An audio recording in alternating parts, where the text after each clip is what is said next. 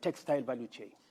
Nafikiri kwa kufungamana na swali lake nitakuuliza Kiswahili na nitafurahia hapo utalijibu hili Kiswahili. Wakenya wengi wanahisi kwamba Mheshimiwa Rais unazungumza lugha ya mahasla, lakini vitendo vyako na vya serikali yako ni vya mabwenyenye.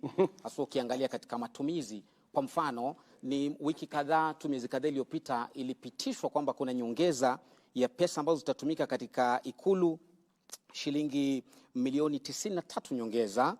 Ulipokuwa unaingia katika madaraka ulisema kitu cha kwanza utakata bajeti kwa shilingi bilioni 300.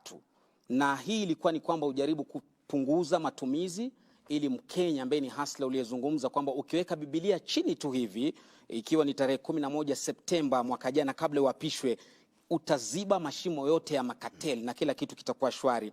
Lakini swali ambalo leo Mkenya anajiuliza ni kwamba hakuna pesa ya kuweza kuwaajiri walimu zaidi, haswa wa shule sekondari junior ambao sasa hivi kuna upungufu wa karibia 1048. Hakuna pesa ya kulipa madaktari kwa wakati ufaao. Kaunti ya mwisho kutaka kugoma ni kaunti ya Kisumu.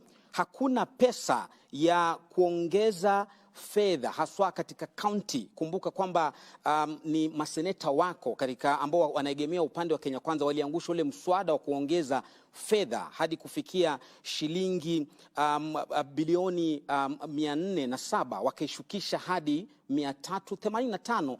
Hakuna pesa za hivi, lakini kuna pesa shilingi milioni 459 za kulipa makatibu waandamizi CAS 50 kwa kila mwaka katika serikali yako. Je, unazungumza lugha ya mahasla ama unawapaka mafuta kwa mgongo wa chupa Rais?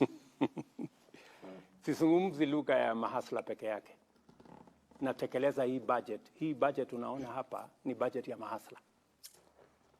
Uniulize kwa jinsi gani? Kwa nini? Yes. Na nilichokitaja ni tofauti na unachosema. Jambo la kwanza, haya mambo yote uliyoyasema, serikali hii wakati nimeingia nimefanya mambo manne ambayo yanahusikana na mahasla.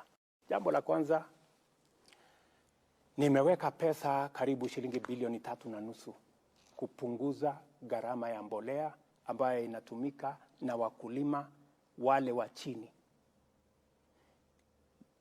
Kufikia sasa serikali imesajili wakulima milioni 4.5, karibu milioni 5.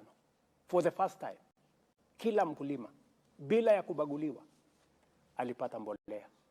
Leo tumeongeza sehemu ya kuzalisha chakula kwa ekari 1,200 kwa sababu ya incentive ambayo tumetoa kama serikali. Mind you, wale wengi ambao wako katika sekta ya kilimo ni mahasla. Jambo la pili, kwa jambo la ambalo linasumbua sana wa Kenya, jambo la cost of living. Yeah. Ni nini nimefanya katika ile kupunguza hiyo mzigo kwa Wakenya? Kwa sababu kuna mambo mawili.